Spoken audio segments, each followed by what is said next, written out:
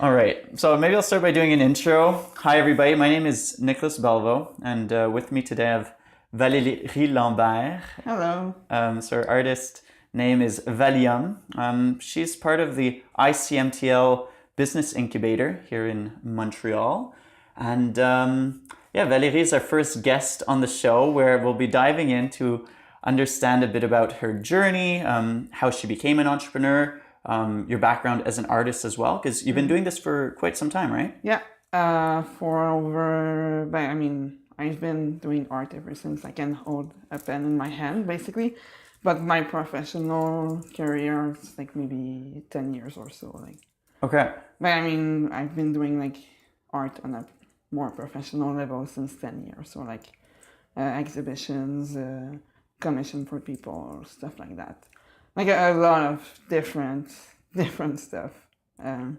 What's the first time you remember you started with painting? Is that the first thing you've ever done? Non-professionally speaking, just like the first was when you were a child. No, drawing. Like I had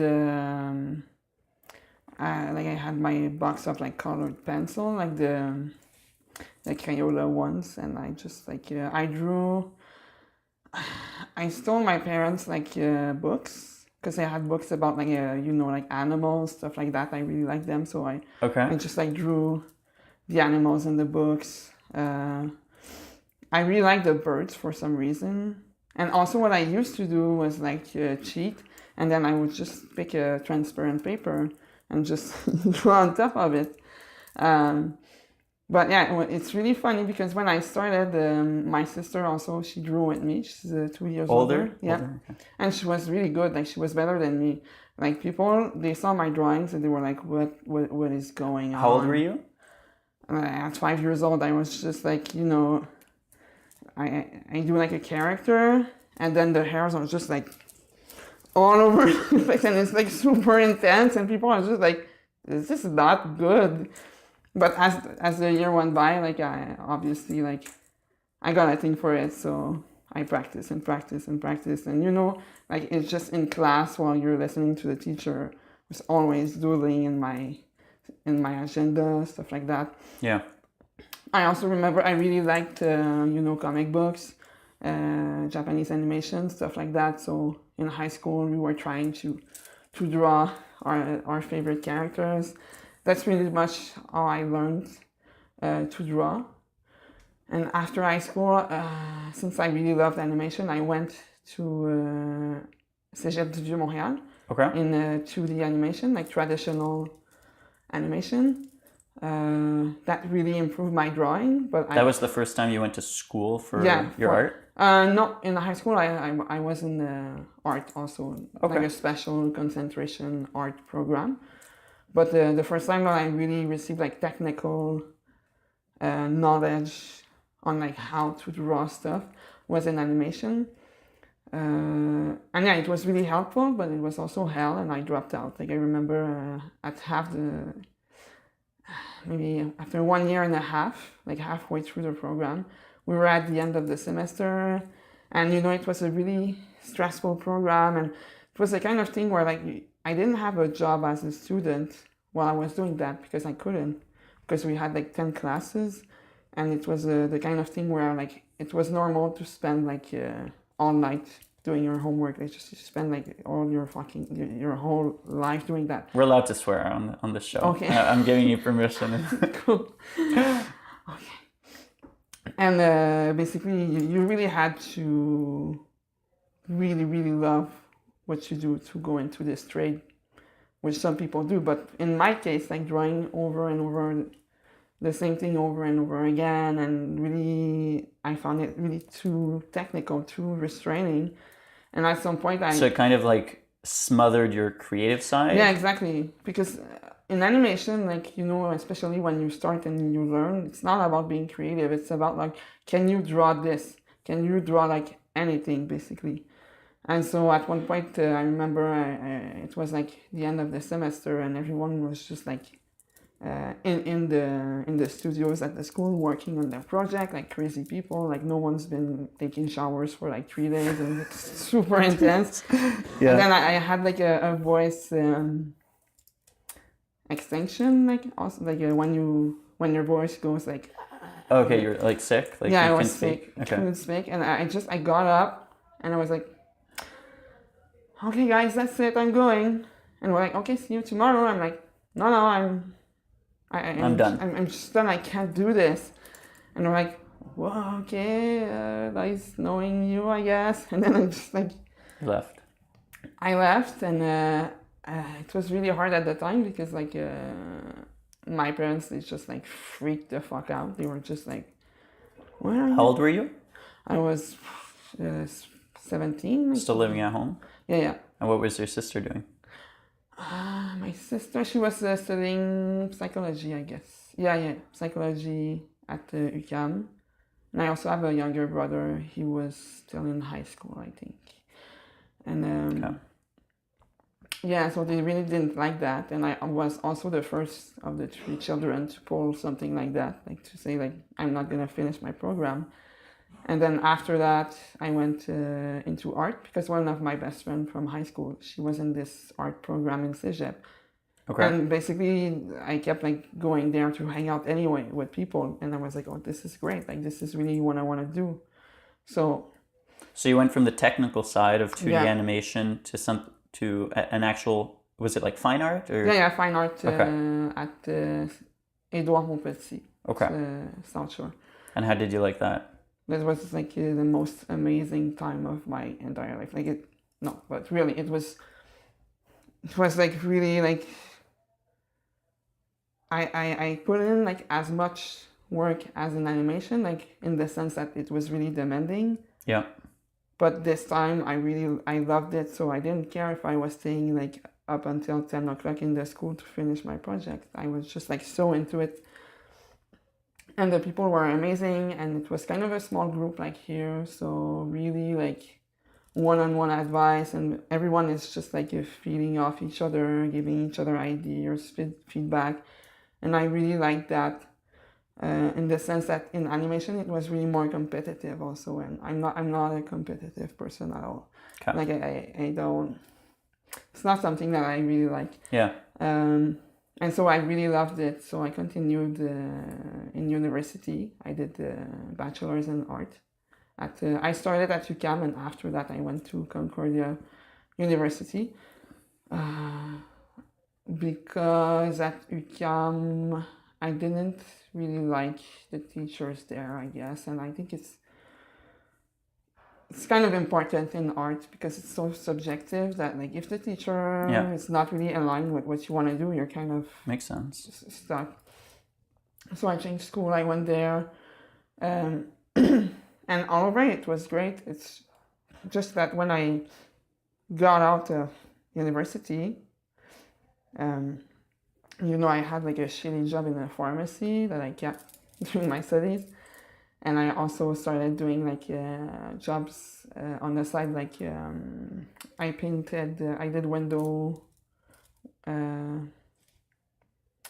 shop windows, like painting. So like maybe like there's this bakery, they want to have like a nice painting in their window to attract customers. I did that too on the side.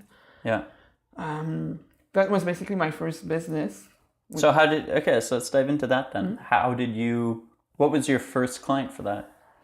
It was Les Petits Gâteaux.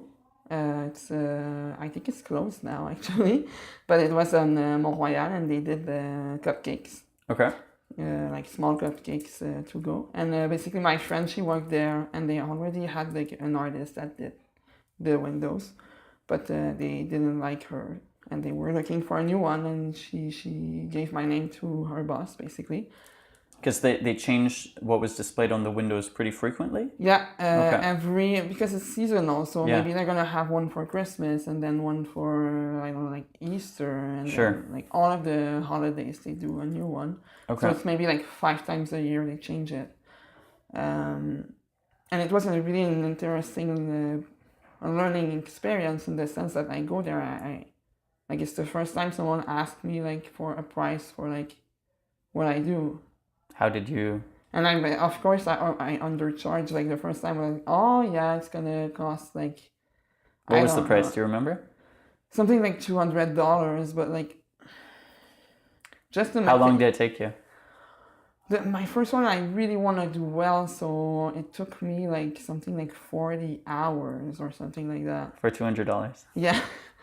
I really put my heart into it because like it was like, oh, like people are going to see your For art. sure, for sure. So you kind of fall into that trap.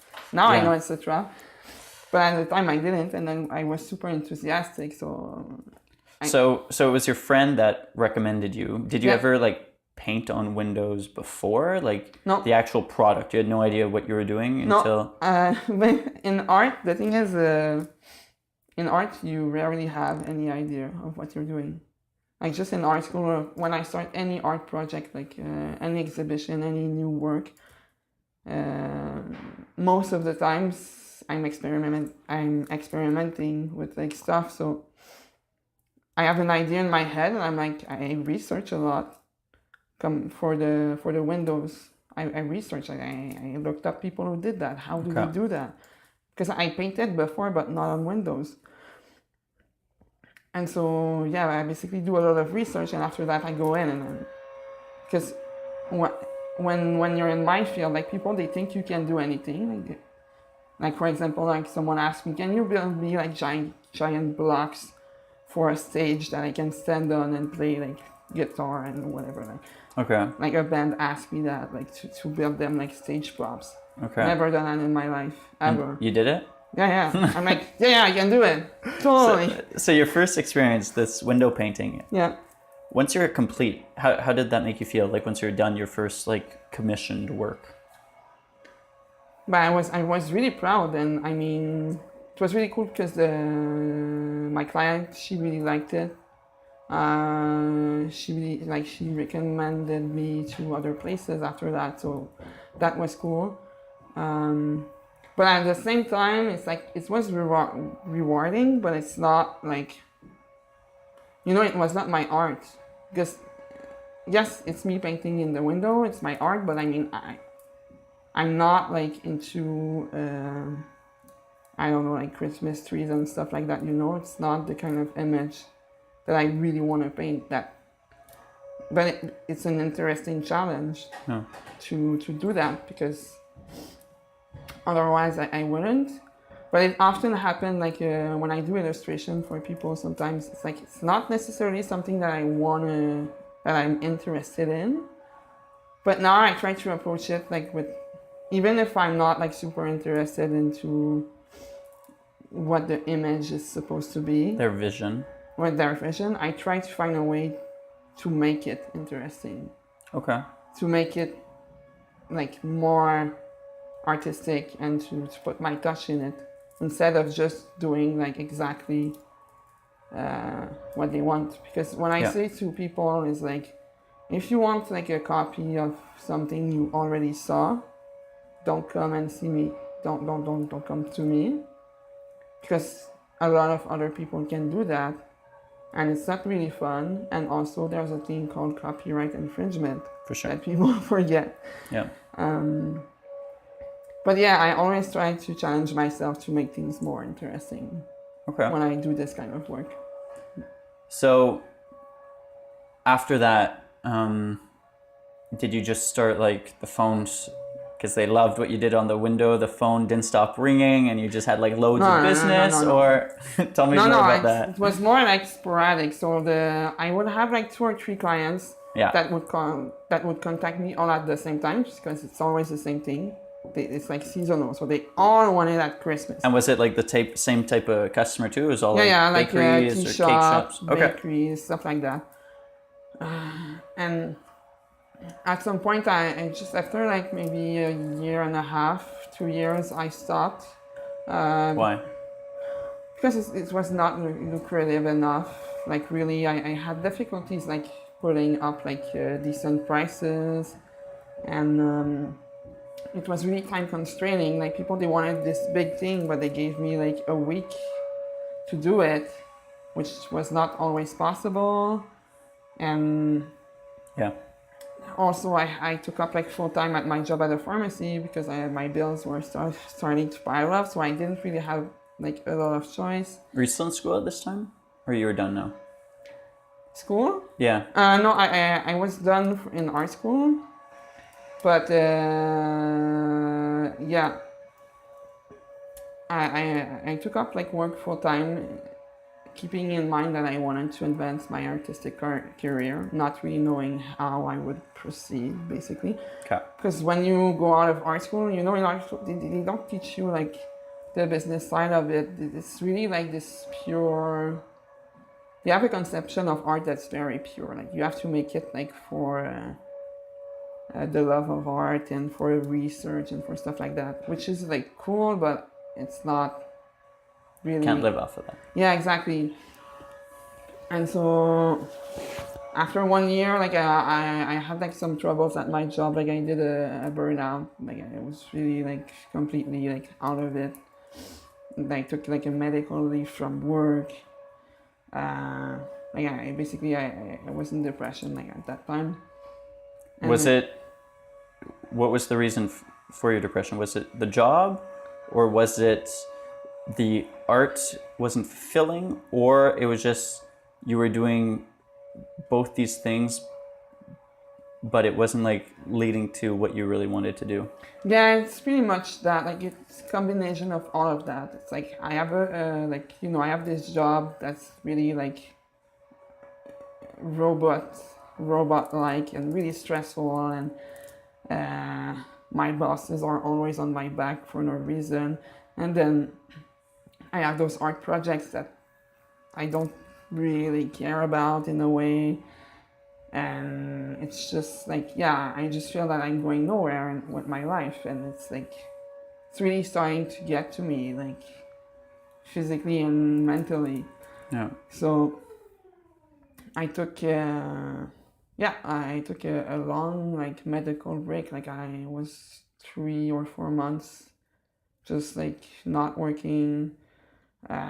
What did you do during that time? A lot of sleeping actually.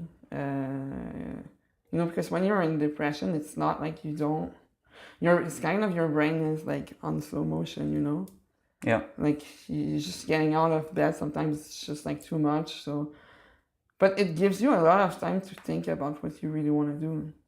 Like the only like thing I got out of it was like when I got out of it, I was like, now I know what I want to do and what I don't want to go back to, which was like a shitty job. Yeah. And shitty contract. But yeah, basically when I was in depression, I just, I went to the doctor, the therapist. I saw my friend, because you can't like stay isolated. Like that's not really good. And I started to draw again at some point. But like not draw for clients, but like draw for me, draw stuff that I really liked. Like when you were a child? Yeah, like when I was a child. And that's when I was like, okay, well, this is what makes me happy in life. This is what I want to do. But I don't have the tools that I need to have a business. Like I have no idea how to sell myself or to market my things. Like I don't know how to talk to clients. I don't know how to convince people. So I'm like, what can I do? And then I see like at the HSC, they have like this program for like, it's kind of similar to this program actually, but not at all. It's like a certificate in création d'entreprise. Like, Certificate in business creation? Yeah. And so I'm like, I'm gonna try that, like. Okay. So this is just after like your 4 months that you're depressed. Yeah. You found the program and you said, okay, I'm going to do that. Yeah. Okay. Yeah. So I applied very last minute. Then I got in, and I was really happy about it. And then I got in, and the program was like I did it full time at first. So I had I was on student loans, so I didn't need to work yet. But so I did that, and I found it really interesting. Did you have an idea of the business you wanted to do? Not yet. I was I was thinking about the screen printing business because at the same time my friend approached me and asked me if I wanted to start the screen printing studio with him because he has a space in his basement and he knows that I'm interested in screen printing, stuff like that. And so I was like, okay, it's just like I just wanted to try like anything, basically, just like do something, like stop doing nothing and just try something. So at that point, did you, because business creation, is synonymous to entrepreneurship, Yeah. did you go in with like the idea that you wanted to be an entrepreneur, that you wanted to have like, what was the thought process in those 4 months that said, oh, I see this program in business creation, I think that's for me? The thought process was that I knew that I wanted to live from my art, but I didn't know how that was possible. Knowing like the market here, it's really hard to get into like the small circle of artists that are successful. And also I wanted to take a more commercial approach with my art.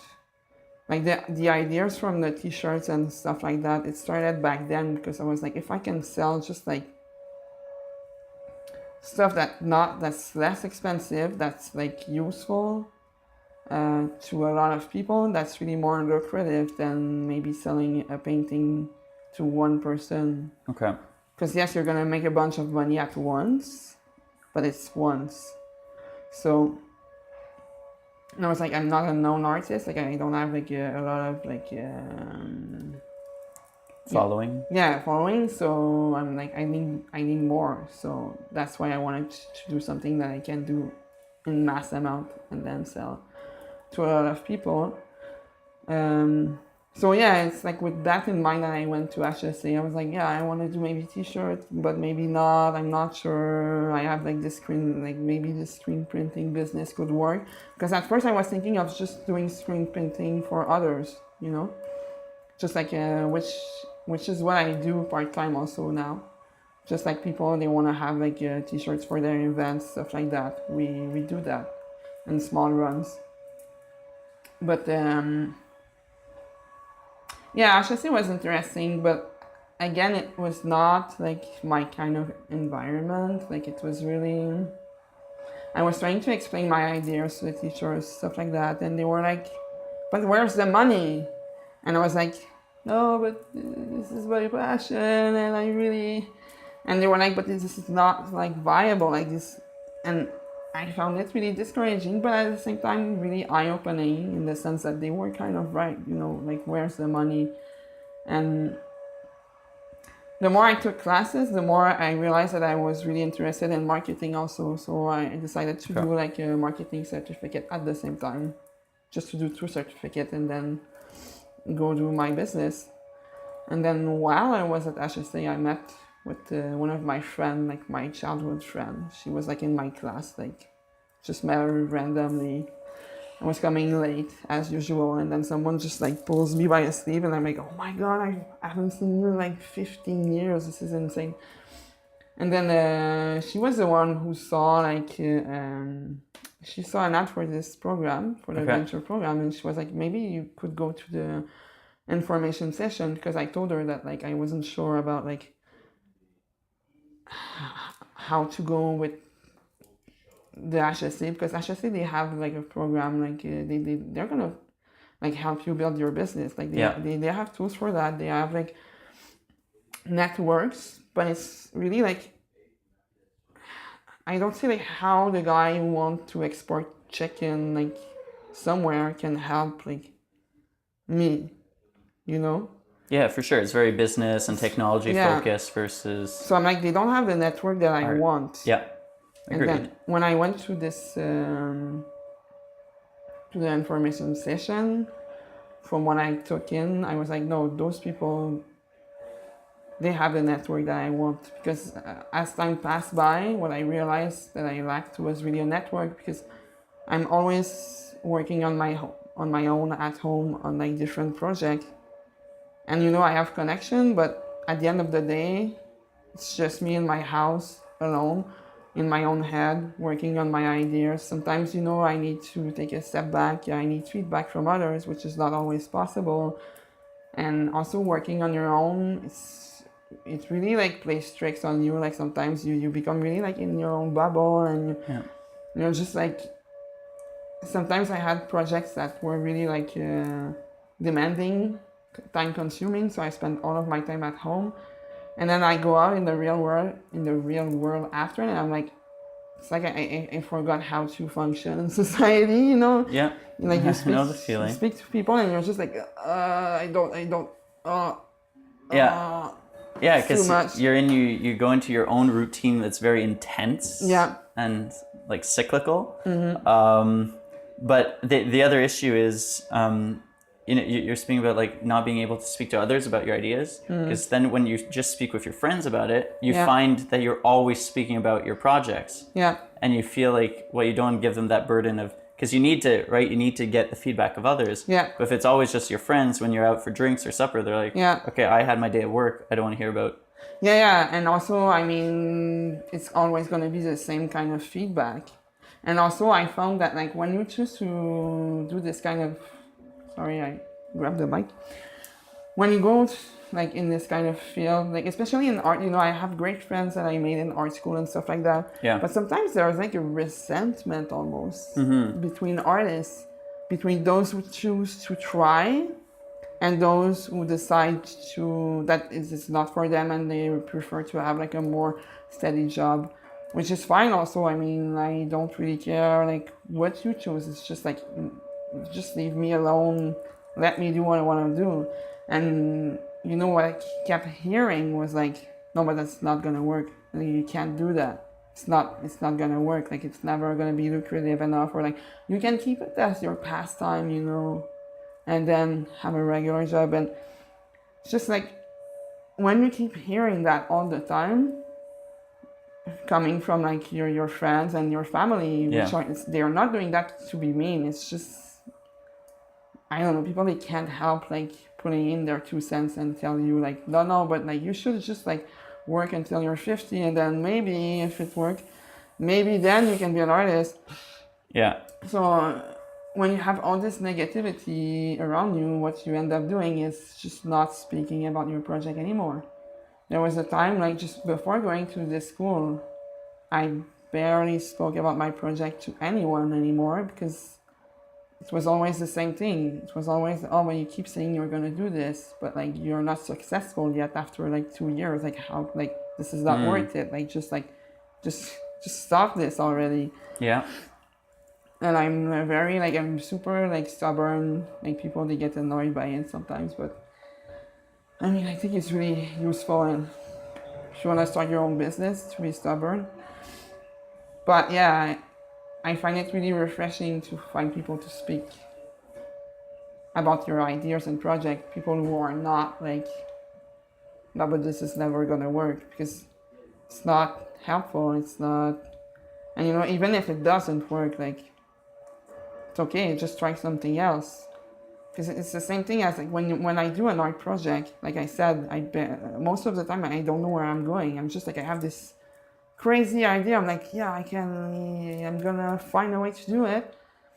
And then halfway through, I'm like, what the fuck was I thinking? Like, this is like the worst thing ever, and nothing is going like according to plan. This is crazy.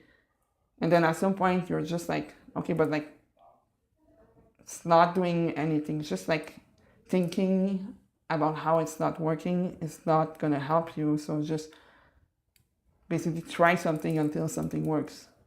That's the way you do things in art. Like you ask any artist, it's probably their way of going to, like, it's really try different stuff until something works. You know, like the Mickey Mouse project, like the one with the cigarette butts that you saw. Yeah. We could post a link in the description. I'm being like a real YouTuber now. Yeah. This one, actually, it's funny. This one was a collaboration. It was with another artist. Yeah. Which is a good friend of mine, and we were trying to find a way to sculpt the head underneath, because we needed like a base. So styrofoam, but we tried like so many weird things. We tried like filling up like a giant, the hamster balls that you can put your hamster in it and they just roll. Okay. It's like it's I thought plastic. It was a wheel, but I've never seen that. No, it's like a big, it's just like a big sphere of plastic, and just put your hamster in it. But throw the hamster in there. And then you can run around the house if you want. But this one was like a bigger one. It was for rats, or a really big one. And we were like, we're going to fill that with foam, Spray foam? with spray foam, and it's gonna expand, and then it's gonna form like the base, the round base of the head. Like it's gonna totally work. What we forgot was like that the foam hardened at the contact of the air. So all of the foam inside just kept like, basically it did a ball, and then it kept just like gushing out like an infinite amount of foam, like crazy, like it Like a was, soda bottle when you yeah, should, but like, like you're meant it to. wasn't like days after days. It was never like ending, Really? and we're like, oh, that's not working. What do we do? And then we just like found another way, but Yeah. it's just like, yeah, usually when you think about something first, and then it's not that, like, forget it, like, For sure. That's a nice analogy. Okay. And then, like, so through all these experiences, where do you see now yourself going? Because you've been, you tried some projects on your own, you went back to school, then you did more projects on your own, testing out in different fields. Yeah. With all that, where do you find that's leading you at this point now in your life? Yeah, that's a good question, because yeah, I kind of like multitask a lot, I find. So, now I have like an illustration, like I do illustration, I do screen printing, I do my own art. And then, yeah, from what I have learned through all of that is like, I really want to just like continue making my own art, like, real exhibition, like with crazy art project. But in order to do that, I need money. So how I plan to make money is just like merchandise my own art, like a lot of artists already do, like prints. But also since I have the equipment, I have the screen printing equipment to do it. I can do like T-shirts and clothing. This is really more when I want to go now, because this is what is within reach, like to do a clothing line and then sell it so people can know my name, wear my brand, and like spread the word. And then after that, if I do an exhibition or a show, they already know who I am, so they're gonna come. For sure. And then later on, maybe expand that to other products, like I'm really interested in like 3D printing, stuff like that. So I'm like, I don't know, maybe why not print like objects, like figurines, or even like a fucking like salter and pepper, Okay. with like weird shapes, or Cool. like home decoration, like Russian. Like I don't want to limit myself to like one thing, because I really like to explore like all kinds of stuff. Okay. So if you had to brand yourself, like if you have five words or one small sentence, who is Valérie? That's a hard question. I would say really really weird, if we talk about my art, but also really introspective, like in the sense that like a lot of my art, like they are self-reflection and stuff like that. I like to talk about like anxiety, stuff like that, depression, how people like tend to isolate themselves. So I am kind of like a bit dark in what I do, I guess. Also dark, but like truthful, and a bit weird. While highlighting issues that are difficult to talk about. Yeah, but also I try to also keep humor in it, because I find that like humor in art is very important also. Yeah. And humor, just talking through issues, when you use humor, it's always better. And maybe visually it would be really intense, really textured, chaotic. It's like organized. Now you're speaking about your art. Yeah. Who are you in all this? Oh, who am I? That's like the hardest question to answer. Gonna remember that. Well, I'm just an artist trying to make it, and I just want people to look at my art, enjoy it, or not. If they don't like it, it's okay. But mostly I just want to, artists were not really good at communicating our feelings. That's why we do art. And I don't know, I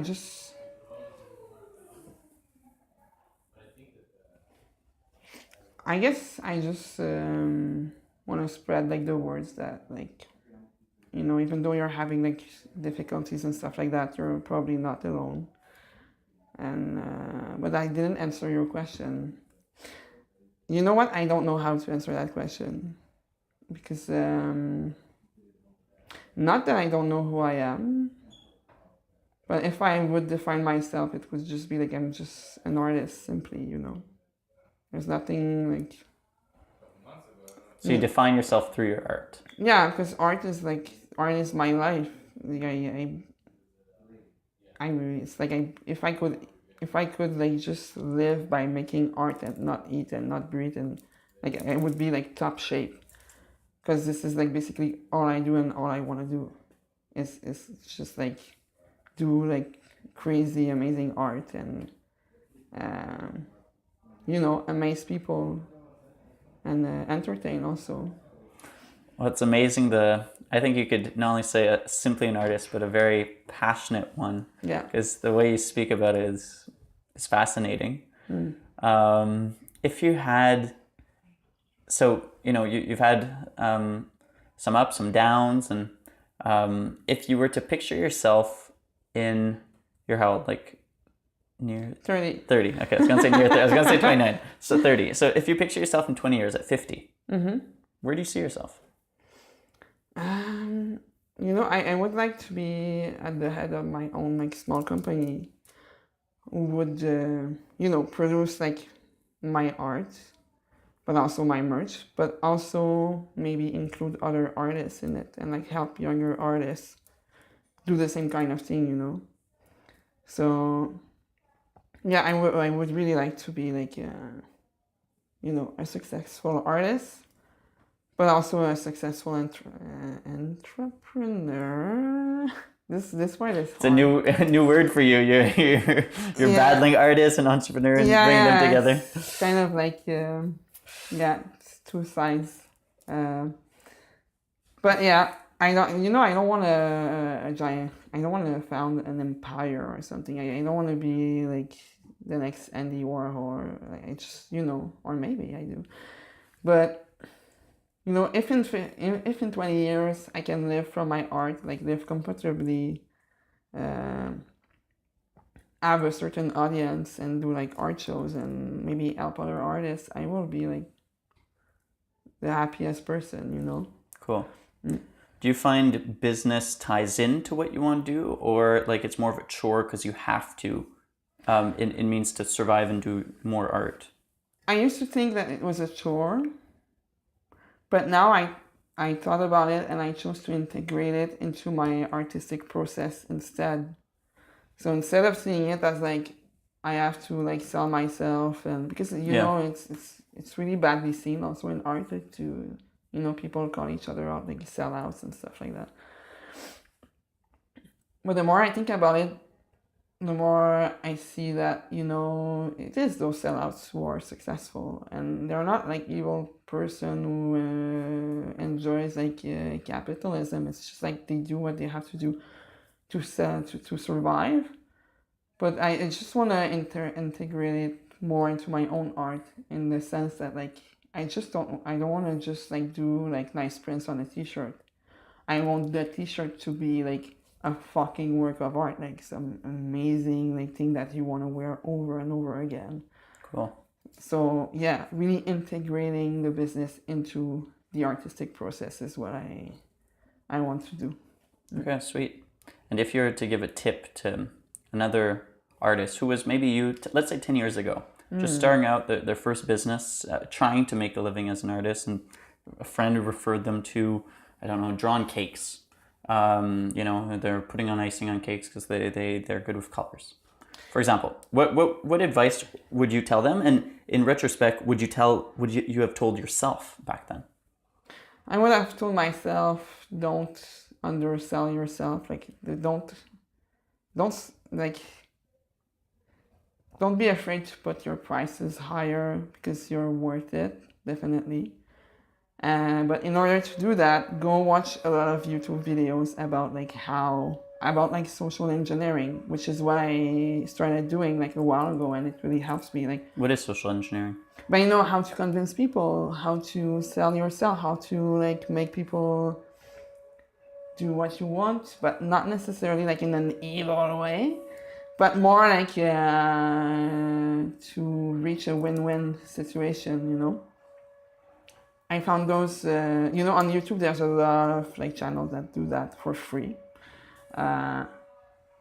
Yeah, learn how to communicate like really well, and don't underestimate your work, and you know, put like decent price on your work, because people are not gonna do it for you. People are always gonna try to get something for free to say like, oh, it's gonna give you like exposure, so that's worth something.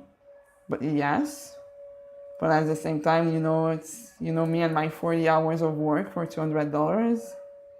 I mean, that's basically slave labor, you know. It's like, it's not like, when you put it this way, it's like it doesn't make sense. But in the art world, it does. Like, people, I mean, that buy your art or demand your services, they don't see it as a real job.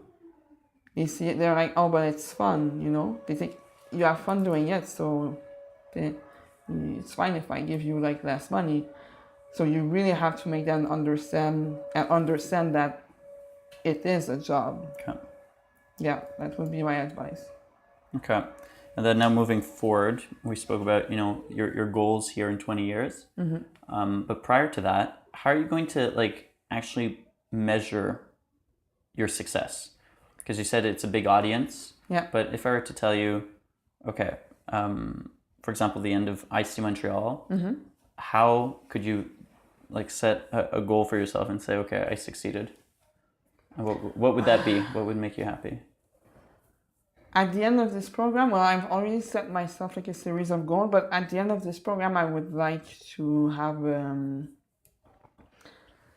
know, to have everything ready to do like a quick like pop-up shop event where I would launch my first collection, and where I could show like some of my artwork also. So that's my goal for now. But like, as a measure of success, it's really hard, you know, to tell. But maybe, you know, I want to build more followers on my social media. So maybe like I would like to have, I don't know, like 1,000 followers by like the end of this program, and then maybe 6 months later, 2,000, and so on.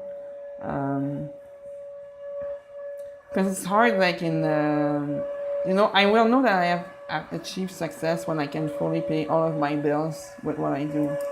Yeah. That's basically like my goal here. It's like not to be just a pastime, but like financial independence and yeah, exactly. Cool. Yeah. All right. I think that's a wrap, because now it's getting pretty noisy. I don't know if they hear that we've had footsteps, we've had like a vacuum or a drill, but thank you for letting me dive into your world for this, I don't know, 30, 45 minutes. No problem. But yeah, I think, well, from what you've told me, I think you're really on the right track to achieve that. And I'm excited to see your first pop-up shop. Yeah, you better come. I will. I'll be there. All right. Thank you, Valérie. Thank you.